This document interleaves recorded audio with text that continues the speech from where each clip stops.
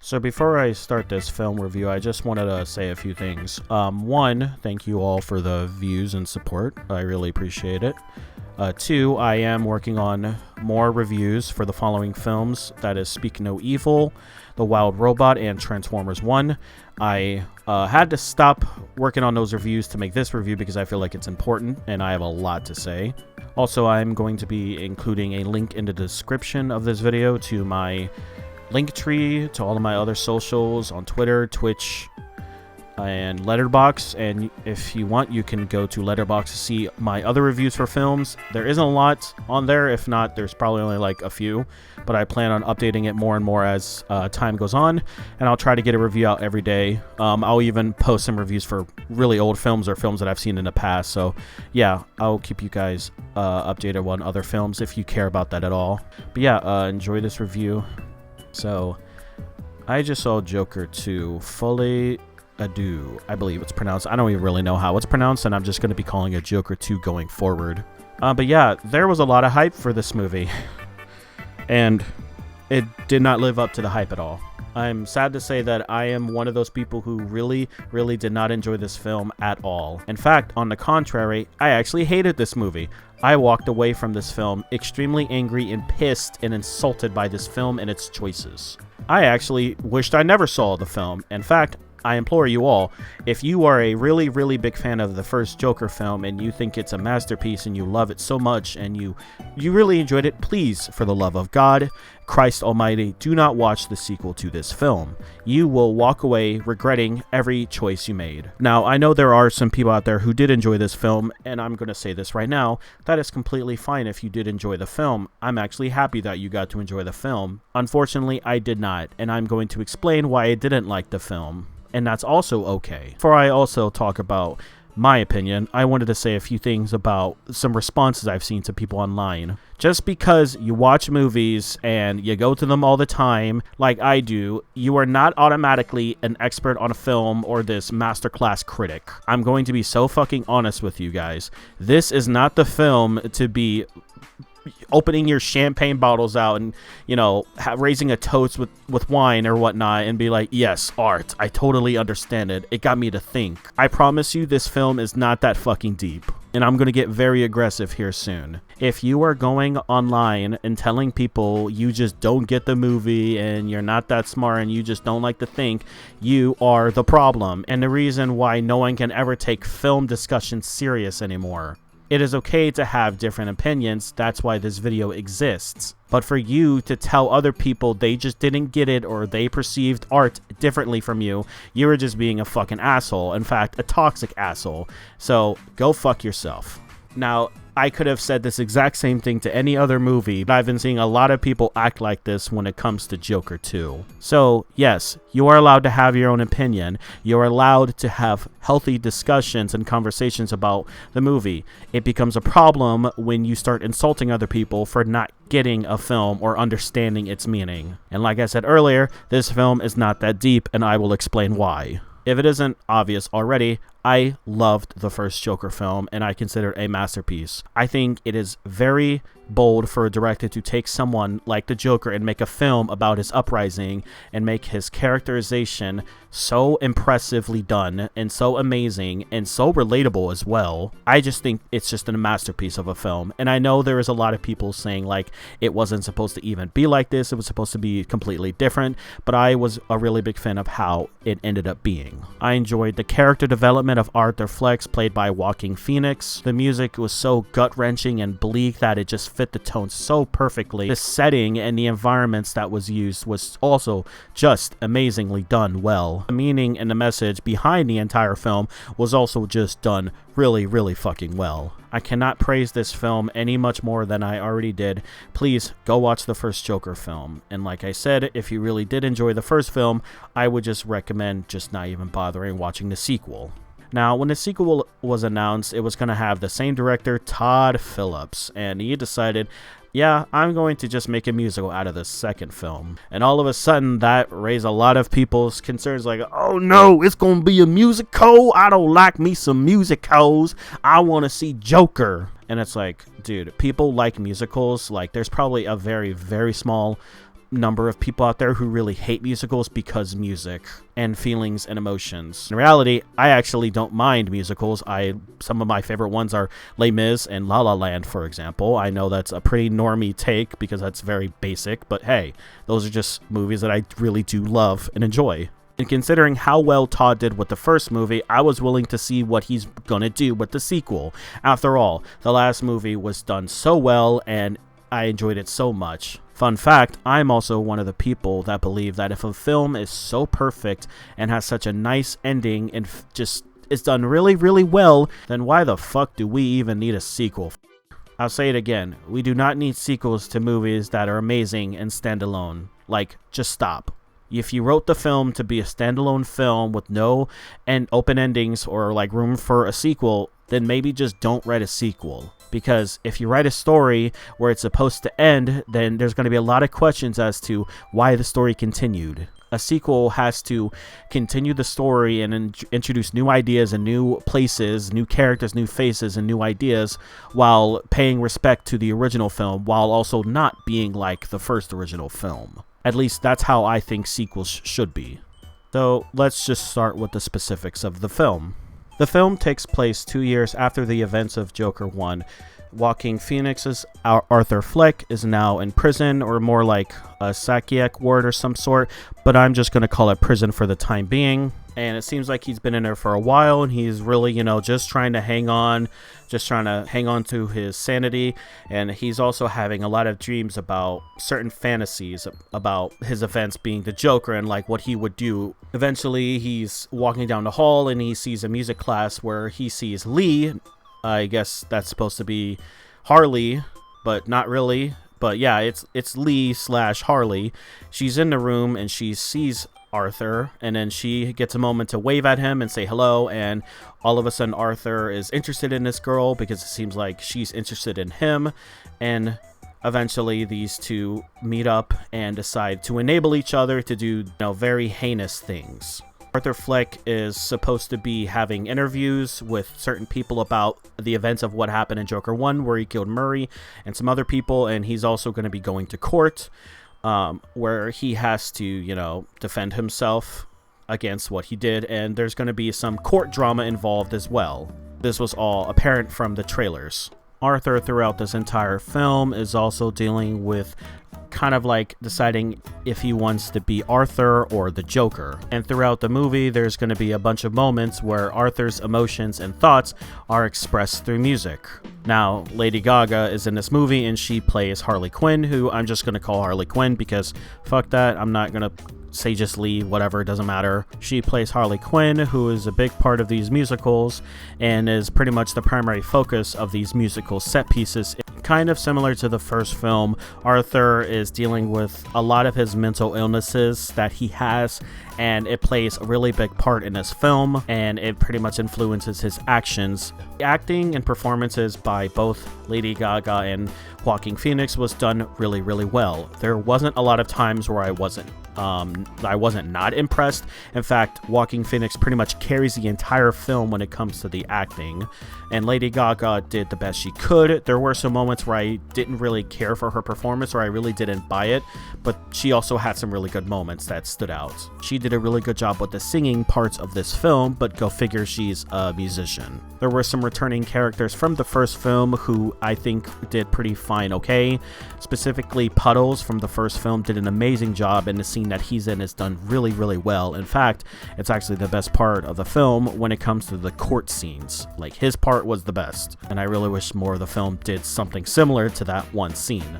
I don't want to talk about the writing just yet. I kind of need to save that for the end after I'm done talking about the story. The setting takes place still in the same area, except it's now at this prison / mental hospital in Arkham. I don't know if it's Arkham Asylum, but it's kind of like the same place. Who knows? I'm sure there's someone who understands the lore and knows exactly where this place is, but part of the film does take place in this prison, and Arthur Fleck is always transported there after he's done with court, or he pretty much just lives there. And I thought it was done really well. It definitely feels like a very dark and like very depressing prison, and they do their best to like make it seem okay and like fun to be around because there's some people there you could relate to, you know, but it's still prison. The other half of this film takes place in court, essentially, and there's also some scenes involving Arthur's old apartment where the famous staircase is,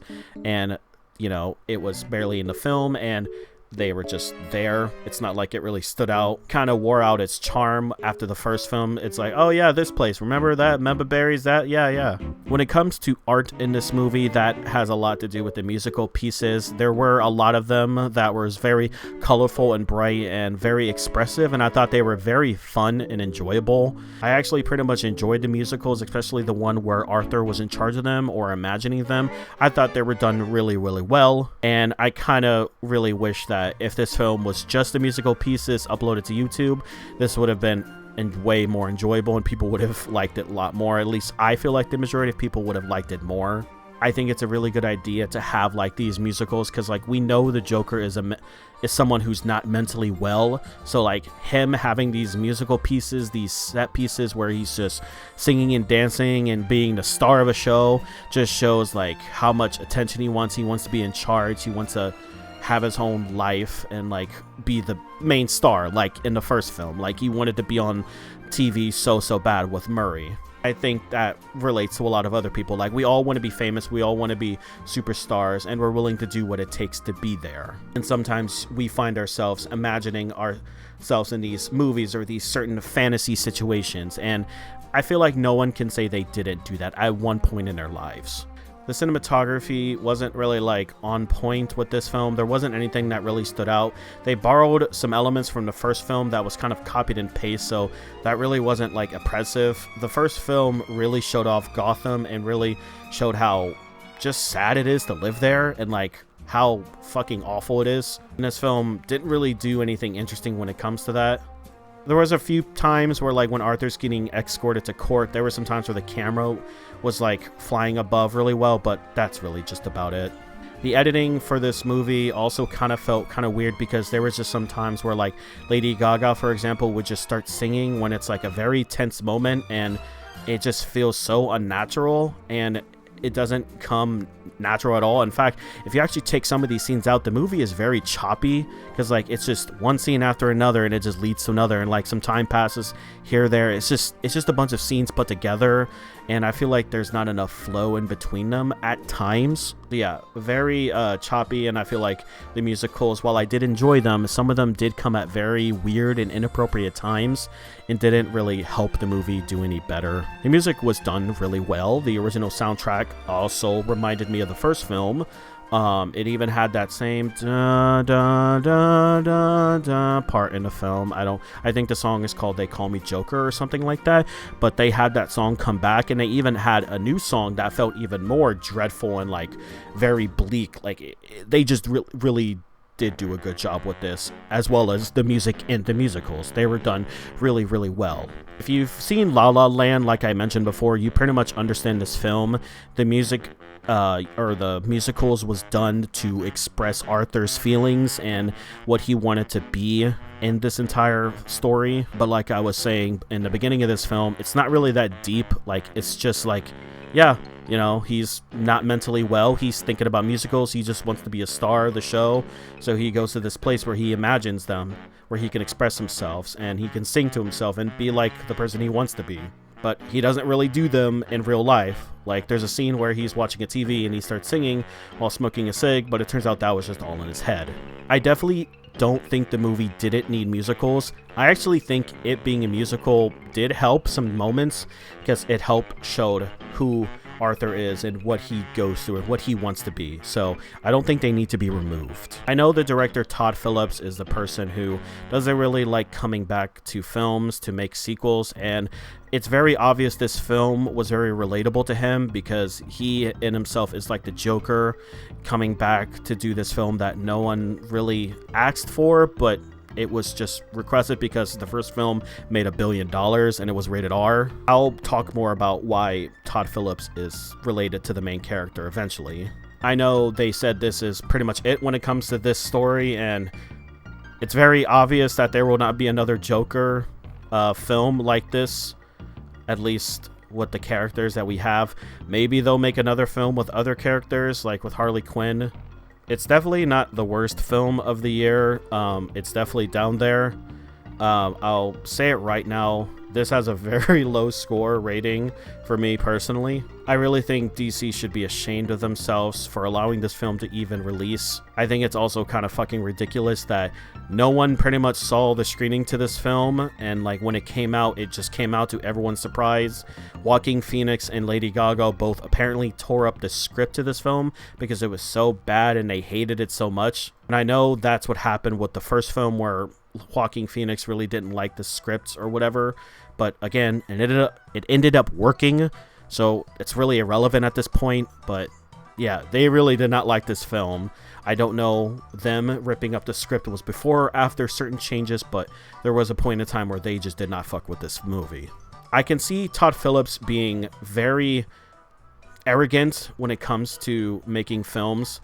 He doesn't do what other filmmakers do when they don't want to make a sequel. They make it shitty. He just like makes people regret that it even existed. Another example is like I can think of is like, what's that show called? The Promised Neverlands. The first season was fucking amazing and I was so excited to see season 2, but season 2 came and just fucked everything up and just was so disrespectful to the fans of the first season, and that's exactly how I felt with this film. It is such a slap in the face to people who enjoyed the first film. I know that's not exactly what Todd was going for, but I feel like that's such a fucking cop-out and it's such a stupid cope-filled excuse. He knew what he was fucking doing when it came to this film.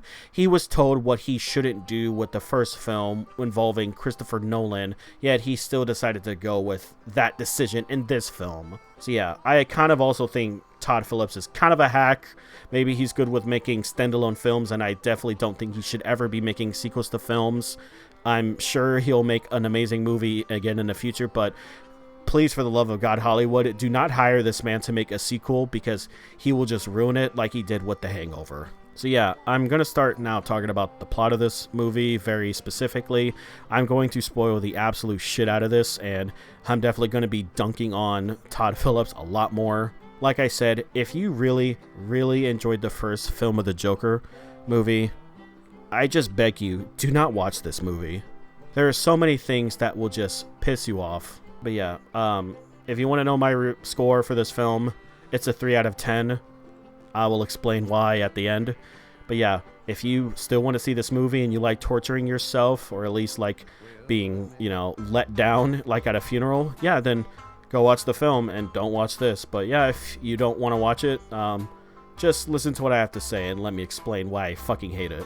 So like I mentioned, this film pretty much takes place 2 years after Arthur's, you know, events and crimes that he did. He's going to be on trial for his murders, and he also has a lawyer who tries to argue to the county or to the state of New York that he actually has multiple personality disorder, where there's Arthur and there's Joker, and Joker is the person doing all these heinous crimes, and Arthur is just an innocent man who just needs some help and shouldn't be in Arkham Asylum or prison. He is up against the state of New York, and the lawyer representing against him is Harvey Dent. So yeah, Two-Face, or the person to become Two-Face, is in this film because we just needed more characters to be in this film. Spoiler alert, it doesn't even really fucking matter that he's in this film. It adds absolutely nothing, and it's just a name for people like DC fans to point at the screen and think about member berries and be like, oh look, it's him. So yeah, there's a lot of moments in this film where it just cuts from Arthur in prison to being transported to go on trial. It was also reported on news that if Arthur Fleck is found guilty, that the lawyers or Harvey Dent is going to be pleading for the death penalty so he could die.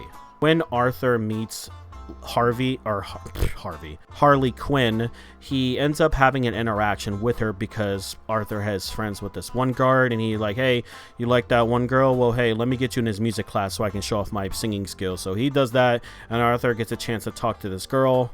And yeah, they pretty much hit it off, and they talk about how they actually grew up very close to each other, and Harley eventually explains that she actually loves the Joker a lot and is glad that he's in there because he wanted to really be close with her, with Joker. Arthur kind of has this relationship with this cop who still fucks with him a lot, you know, like pushes him around, but He also has this relationship with other cops where it's like, hey, if you tell me a joke, I'll give you a cigarette or whatever. And that's like what happens a lot during prison. Like, and sometimes Arthur does it for a cig, sometimes he doesn't. There's a little scene where Arthur is confronted by this guy who's like, hey, Arthur, I was told that kissing is cool or whatever.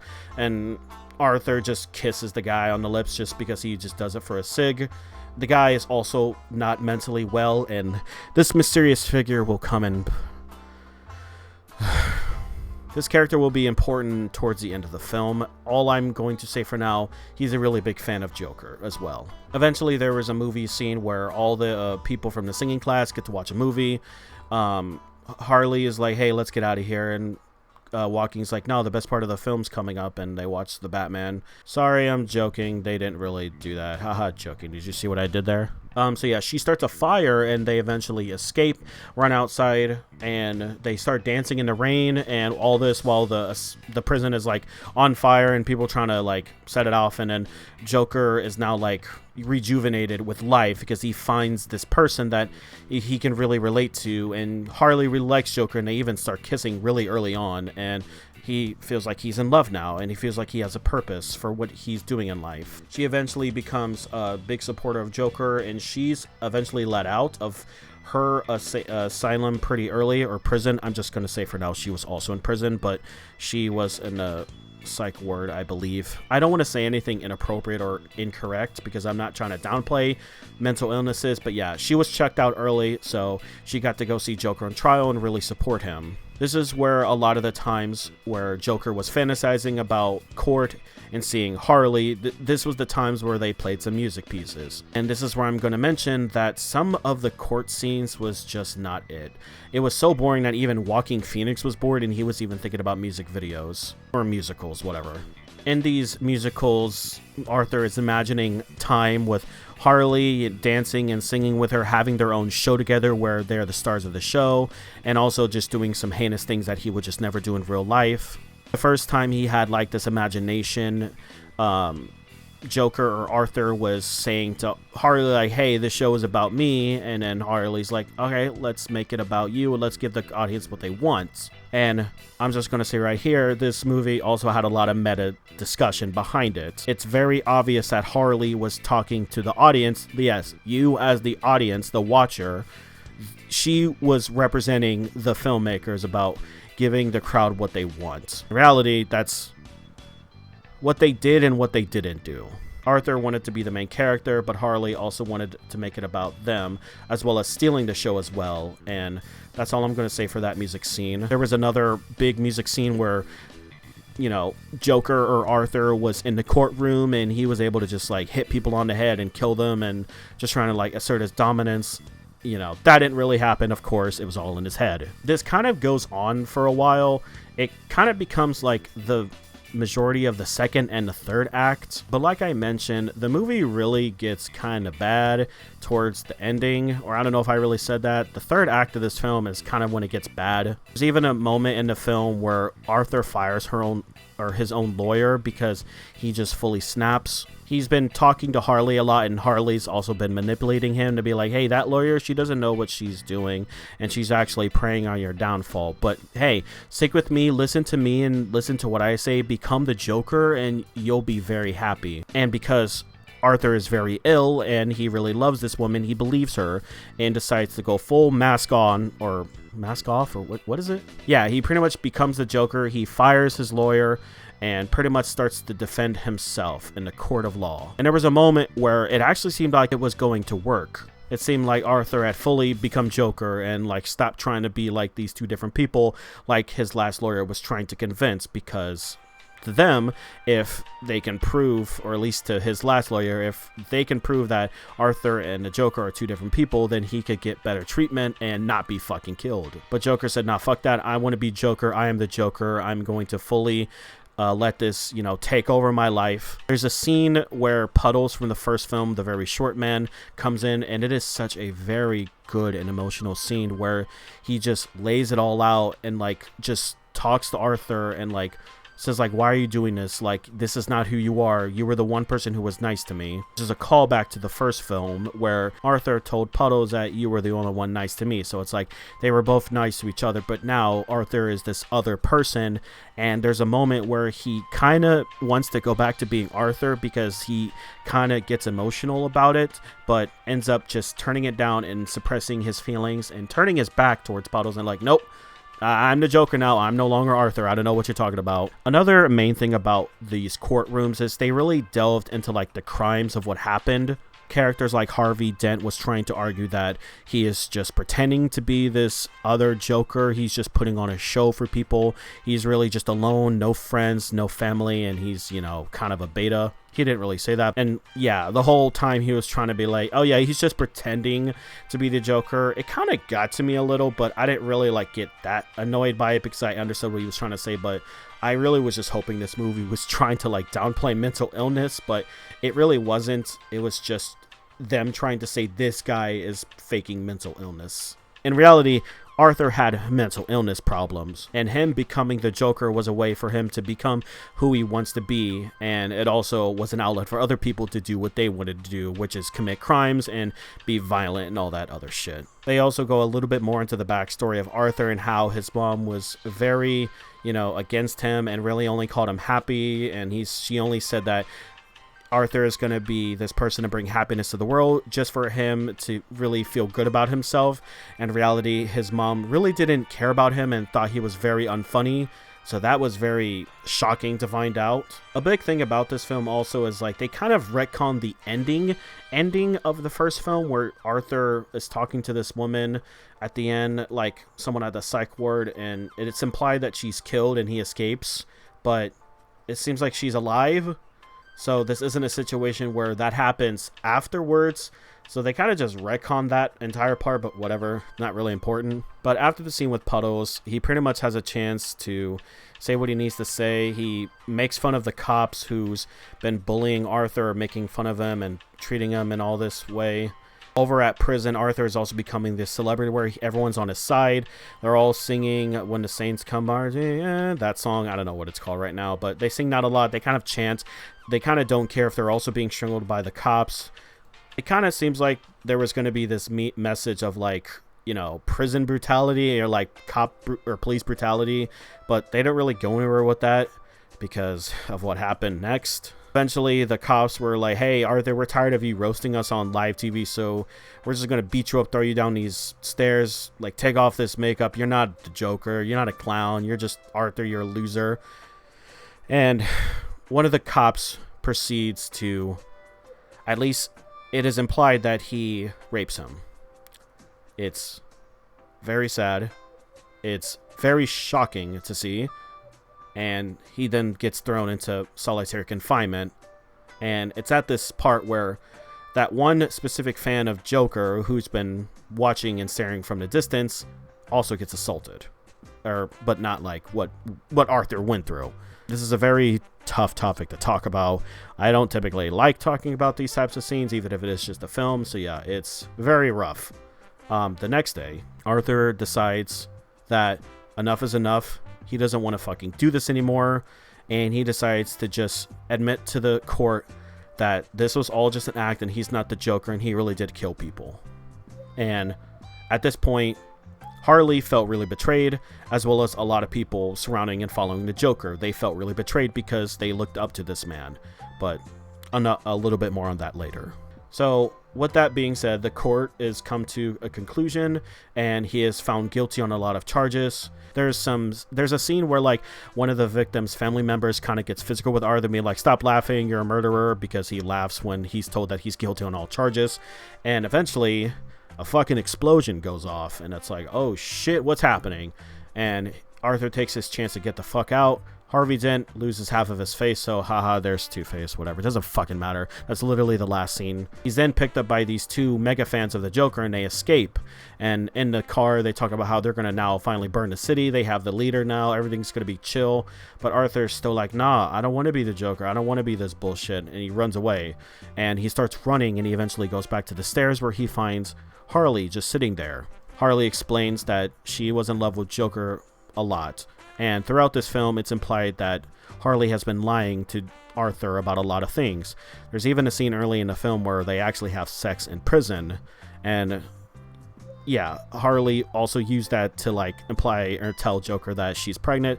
But the way she says that's entertainment, it's a key to show that she's been lying. She really has just been in love with the Joker, not Arthur.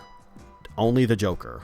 And now that Arthur doesn't want to be the Joker, Harley doesn't want anything to do with Arthur because, like I said, she loves the Joker and what he represented.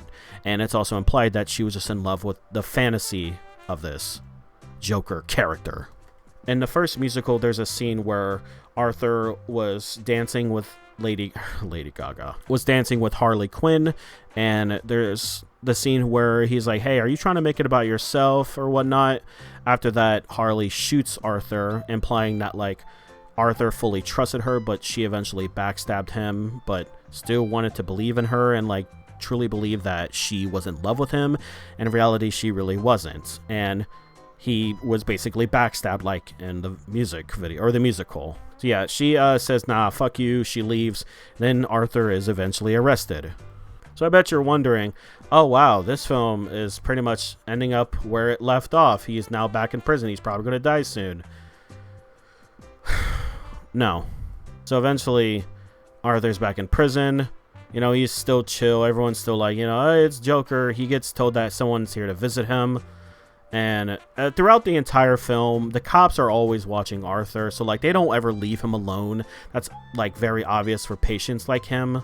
But eventually, as he's walking down the hallway, the big mega fan comes up to him and is like, oh, hey, Arthur, I actually have to tell you a little joke. And he tells the joke or whatnot. It doesn't really fucking matter. So, at the end, he takes out a shank or a knife and he kills Arthur in the middle of the hallway. And in the background, you can see him cutting a smile on his face, implying that now he is the new Joker, as the That's Life song plays, just like the first film. And yeah, that's right.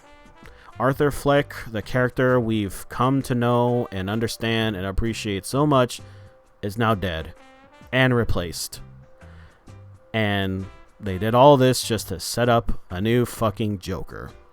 While Harley Quinn is probably going to now fall for this other Joker character.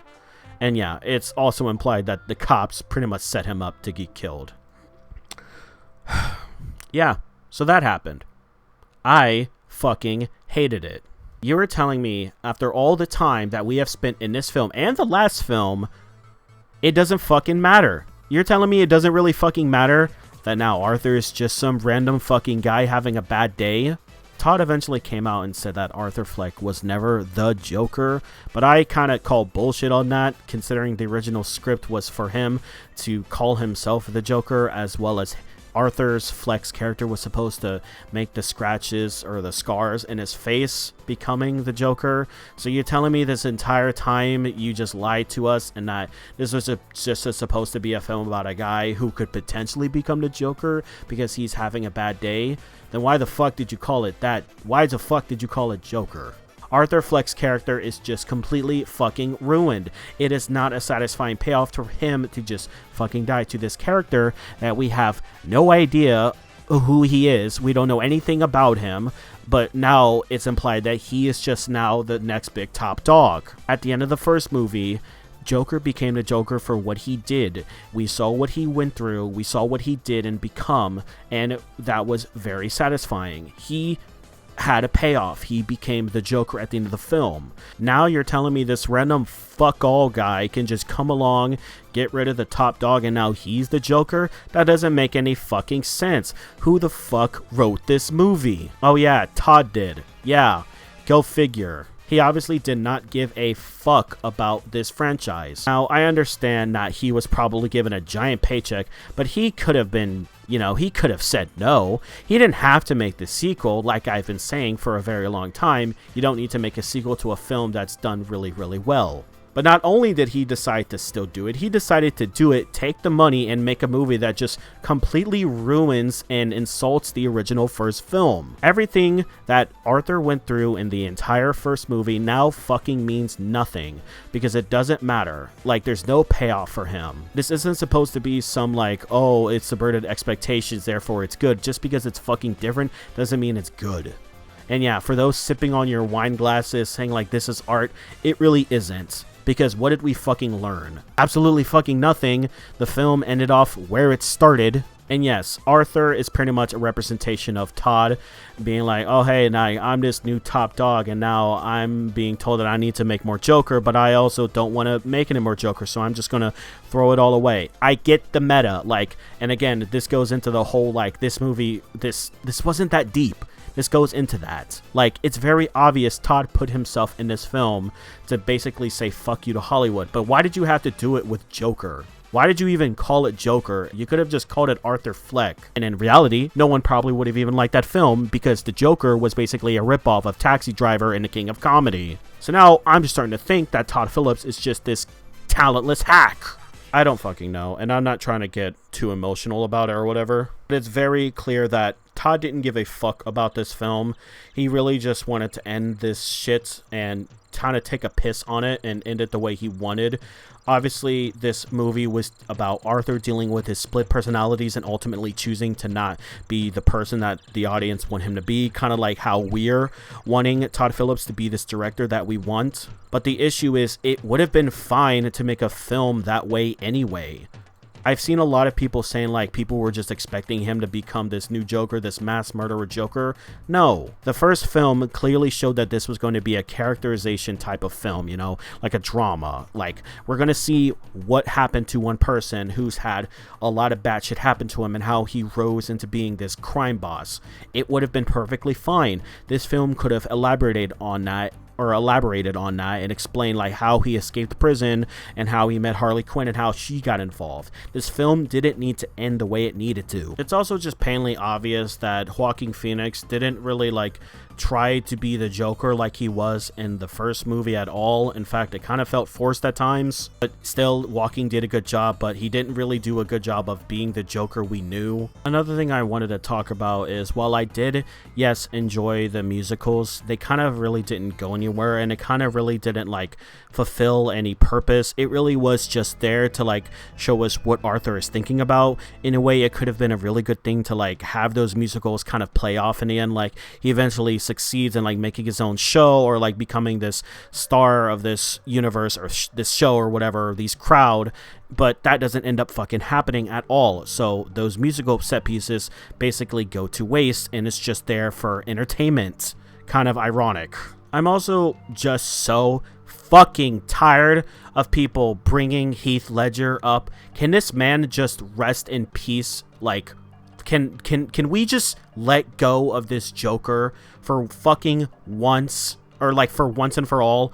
I am so fucking tired of DC trying to like reminisce and call back to the good DC movies. Like, holy shit, let it die. It needs to fucking stop. Like, yes, he was one of the best Jokers that we've had. It's a tragedy that he has passed away. Can we please let him rest now? Can we please stop referencing him? Let him die now. Let him go. I don't know what else to fucking say, DC. Stop bringing up Heath. It's fucking stupid that you have such a fascination with this character or this character, and I understand you own the right to him, but fucking let it go. Another reason why I'm fucking upset is because at first Todd Phillips wanted the Arthur Fleck Joker to become the Heath Ledger Joker, because originally he wanted the scars to occur at the end of the first film. He wanted him to make the scars and say like, I am the Joker. That would have been stupid and shitty, and Christopher Nolan said, no, fuck that shit, stop fucking doing that, or don't fucking do that. Yet he decided to do it in this film in the worst possible way. I said it before, it's insulting to people who are fans of the first Joker movie. It's just insulting in general. My God, is it so dumb. The Joker is not supposed to be this character where it's like, oh, anyone can be the Joker. It's not like Negan. No, there is one Joker who had one bad day, like he describes in all of the other canons. And this entire universe was set up because Arthur had a bunch of bad days and a lot of unfortunate events, and it led to him becoming the Joker. But now it doesn't fucking matter because anyone can just come up to him and shank him, and now they're the fucking Joker. I could probably come up to the fucking Joker, kill him, and then now I'm the fucking Joker. I fucking guess. And because of that, like, it just doesn't have, there's no point to this film at all. If you really think about it, what was the point of this? To set up Harley Quinn's character as a standalone film? To set up a new Joker? It doesn't even fucking matter because they said this was the last film ever. So why the fuck would this film end the way it has to? Why do you have to end it on such a shit ending that doesn't satisfy anyone, that doesn't feel earned, that comes out of fucking nowhere? Why, Todd? Speaking of payoffs, nothing fucking happens with characters like Harvey Dent or the prisoners or any other or prison guards, any other prisoners that gets hurt. No, like, revenge is made. It just fucking happens and it just fucking ends. All because it was trying to tell a message about you get what you fucking deserve, I guess. Like, yeah, all because he didn't want to become the Joker. Everyone is just going to now fucking turn on him and fucking kill him. It's not like they can't just fucking replace him or go honor and worship someone else. Gotham has a lot of fucking criminals. I don't know why they're acting like the Joker is this one guy that they just needed. I'm pretty sure there could have been other criminals, but maybe the point of this film was to say that there are no other criminals, but then again, Batman's in it, so who the fuck really knows? I'm probably going in nowhere with this part of this review. Yeah, this movie completely just ruined everything the first fucking Joker film did. Like I said, there's not really a point to watching it if you're a big fan of the first. In fact, you'll regret it. You'll be worse off if you've watched this film, and like I said, I regret even watching it at all. Thankfully, this movie is doing worse than fucking Morbius. Oh my god, how do you fucking do that, man? How the mighty have fucking fallen. It's also just apparent that DC cannot just get a fucking W and keep the W. They have to just fuck shit up all the fucking time. And I know this isn't really DC's fault primarily. It's mainly Todd Phillips, and for DC to trust him. It's also DC's fault for not even testing the film or like watching it, you know, before it comes out, because me and my brother was like, hey, if the ending alone would have just been different and it actually would have just been more satisfying and, you know, it paid off to what we had just saw, this film at the very best probably could have been an 8 out of 10. But sadly, this movie is a very, very below average film. It's a giant waste of time. It's very insulting. I hated it so fucking much. Do not fucking watch it. This movie sucks. Fuck you, Todd Phillips. You suck. DC, you're stupid. You suck. Don't watch this film if you want to be, unless you want to be angry. 3 out of 10. I do not recommend this film at all. Definitely one of the worst films of the year. It will not be receiving any Oscars unless the fucking music parts do, because again, those were good. Not all of this movie was trash. The ending was so insulting that I had to take multiple points off of this score. The ending was just that bad and insulting, and it pissed me off. And I know Todd was like, oh, I wasn't trying to piss off the fans. Yeah, the fuck right. But hey, maybe he's right, maybe I'm wrong, and maybe I'm just some stupid fanboy internet yelling. Like I said, it is okay for people to have different opinions. This is what I feel. I've said what I've had to say. If you are out there on the internet insulting other people who are having different opinions, then kindly go fuck yourself. It is okay to have a healthy conversation. Just don't make it all about yourself. Now, I know that's pretty ironic considering I just had a fucking 43-minute review or rant session, but hey, you get what, this is what you signed up for. This is what you came for. This is my opinion. This is my take. Feel free to discuss about the film and my comments. And yeah, that's all I'm really going to say. Thank you guys. You can follow me on Letterboxd as well as Twitch. I stream there pretty often. And yeah, I'll be getting more reviews out for other films of the year. And I'm also going to try to get some other film reviews out on YouTube, hopefully before the end of this year, for the big movies, like Sonic 3, of course. So yeah, everyone, you have a nice one. And yeah, go outside.